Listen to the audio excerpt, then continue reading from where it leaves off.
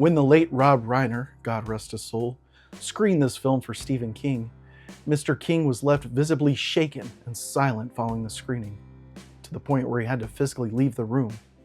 When he returned, he told Rob Reiner that that is the best adaptation of his work he'd ever seen.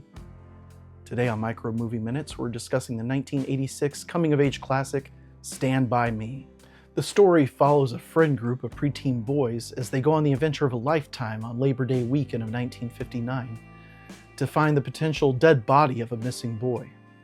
As mentioned, Stand By Me, or The Body, is an adaptation of one of Stephen King's novellas, which was featured in the 1982 collection of novellas Different Seasons. Now, Different Seasons also contained a couple other stories that would eventually be adapted into major motion pictures, which include The Shawshank Redemption, or Rita Hayworth in The Shawshank Redemption, and Apt Pupil.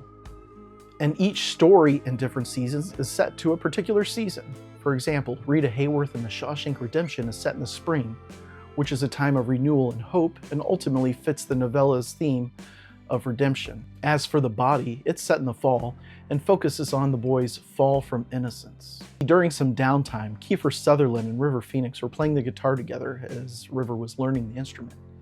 And Kiefer started playing the melody of Stand By Me. River said, "Oh, I really like that melody."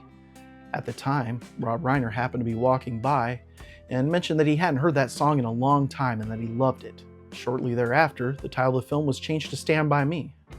Coincidence? Or did it inspire the change? Rob Reiner has gone on to say that Stand By Me is the film that has meant the most to him, and that he feels the most emotionally connected with. Reiner said in an interview, "I was 12 in 1959, and I had 3 other friends. I didn't go through what they did, but I also had the feeling of not knowing how my father felt about me."